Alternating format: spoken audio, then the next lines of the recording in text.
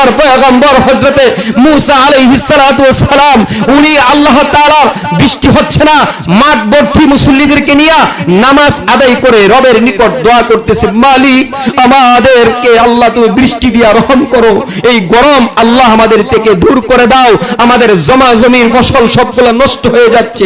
আল্লাহ তাআলা ডেকে বলেন, হে আমার বন্ধু মূসা, তুমি এখানে উপস্থিত করতেছো এই মুসল্লিদেরকে নিয়ে, এখানে যারা আছে এদের ভিতরে এমন একজন পাপিষ্ট গুনাহগার মুজরিম আছে, যেই গুনাহগারের কারণে আমি আল্লাহ এই জমিনে বৃষ্টি দিব না।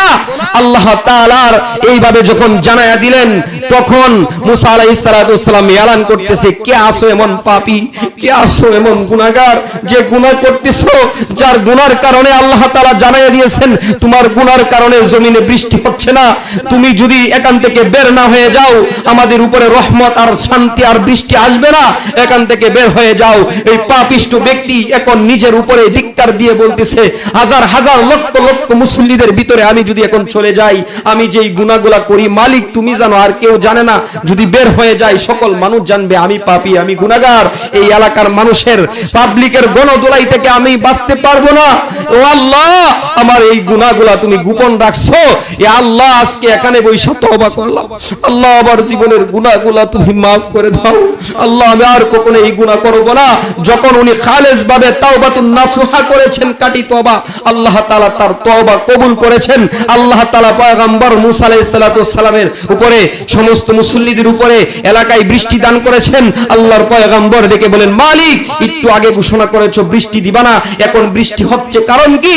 আল্লাহ তাআলা তখন ডেকে বলেন, হে মূসা, যে লোকের কারণে বৃষ্টি আমি দিব না বারণ করেছিলাম, নিষেধ করেছিলাম, এই লোক এখন এমন ভাবে তওবা করছে, তওবাতুন নাসুহা, জীবনের সব গুনাহ থেকে আমি আল্লাহ পবিত্র বানায়া দিলাম, আর তার খাতিরে এখন আমি আল্লাহ বৃষ্টি দান করেছি। বলেন সুবহানাল্লাহ।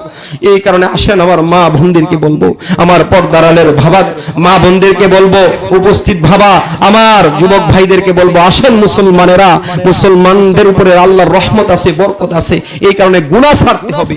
গুনাহ যখন ছাড়বো শান্তি আসবে। আজকে ফিলিস্তিনের মুসলমান কত কষ্টের মধ্যে আছে, আরে আজকে কত বিভিন্ন দেশের মুসলমান কষ্টের মধ্যে আছে, আমরাও কিছু কষ্টের মধ্যে আছি। একটু আগে যে ঘটনা বলছি, দুইজন মুসলমানকে হত্যা করছে একজন হিন্দু সম্প্রদায়।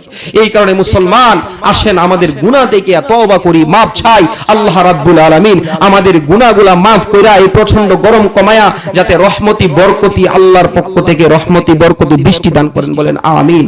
আজ এই কথাগুলা বললাম, আল্লাহ তাআলা আমাদের প্রত্যেককে সহিভাবে বুঝা এবং আমল করার তৌফিক দান করুক। সকলে বলেন আমিন। ওয়া আখিরুদ দাওয়ানা আলহামদুলিল্লাহ।